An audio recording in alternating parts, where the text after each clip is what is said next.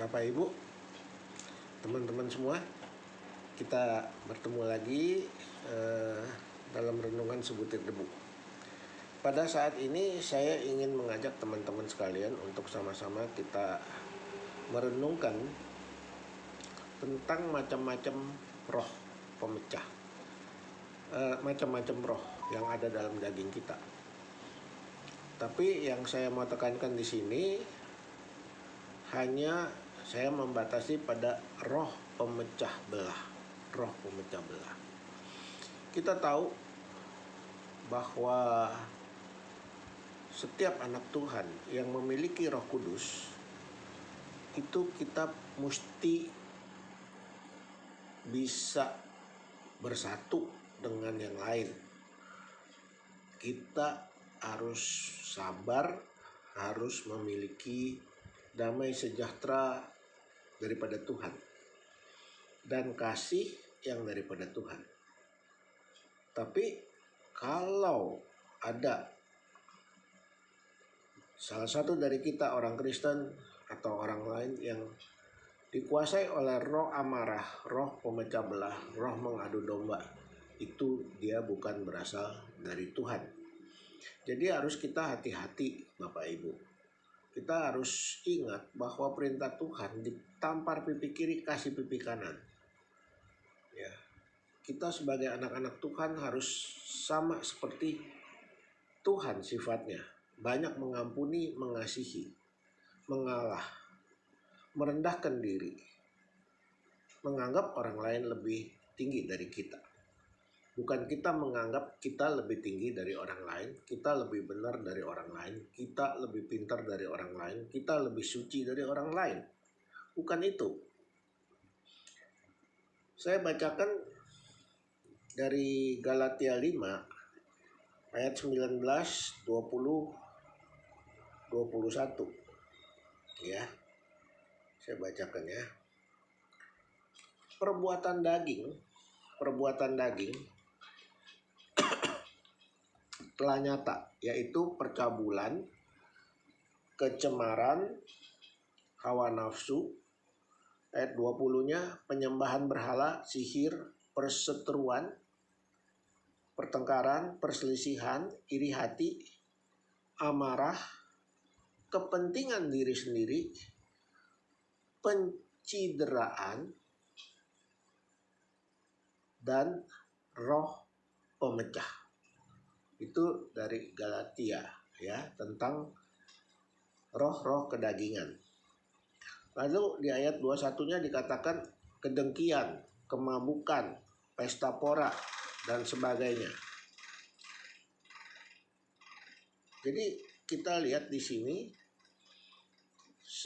terhadap semuanya itu kuperingatkan kamu, katanya dalam Galatia, seperti yang telah kubuat dulu, kata Rasul Paulus, bahwa barang siapa melakukan hal-hal yang demikian, ia tidak akan, ini perhatikan, ia tidak akan mendapat bagian dalam kerajaan Allah. Jadi hati-hati Bapak Ibu, teman sekalian. Kalau kita orang Kristen, tapi kita hidup dalam kebencian, dalam kedengkian, dalam amarah, dalam nafsu, dalam segala macam, sesuai dengan Galatia 5 ayat 19, 20, 21, itu kita bahaya. Karena apa? Karena ditulis ia tidak akan mendapat bagian dalam kerajaan Allah. Biar kita pendeta, biar kita pengerja, biar kita majelis, kita pengurus, aktivis, kalau kita masih hidup di dalam daging, kita tidak dapat kerajaan Allah. Kenapa? Karena Tuhan mengatakan aku roh. Barang siapa menyembah aku harus menyembah dalam roh. Menyembah dalam roh itu bagaimana? Mengikuti pimpinan roh. Bagaimana cara mengikuti pimpinan roh?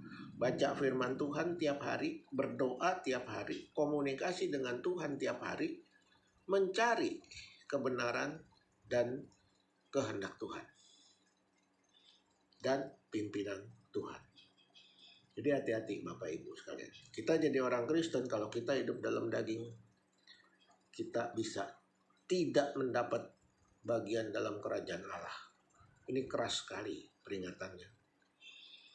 Kita bisa nggak masuk surga, bisa ketinggalan. Hati-hati Bapak Ibu. Kita harus jaga iman kita, kepercayaan kita, perbuatan kita. Karena Tuhan udah mengingatkan juga, iman, kita bilang kita beriman kepada Tuhan tanpa perbuatan yang sesuai dengan iman kita mati. Mati, ingat, mati rohani. Saya ajak baca lagi dari Yudas pasal 1 ayat 19, Bapak Ibu. Yudas pasal 1 ayat 19. Itu dikatakan mereka adalah pemecah belah yang dikuasai hanya oleh keinginan-keinginan dunia ini dan yang hidup tanpa Roh Kudus. Kalau kita memecah belah, mengadu domba, memfitnah, menciderai, melukai orang, berarti kita tidak punya Roh Kudus. Bukan berarti kita aktivis, kita melayani Tuhan dan kita pasti selamat. Bukan. Ingat Bapak Ibu, hati-hati. Jangan kita pikir kita hamba Tuhan, kita guru Injil, kita melayani Tuhan dengan hebat, kita baca Alkitab. Kalau perbuatan Bapak Ibu dan perbuatan saya masih berbuat apa yang ada dalam daging seperti dalam Galatia 5 pasal 19-20-21, maka kita tidak dapat bagian dalam kerajaan Allah.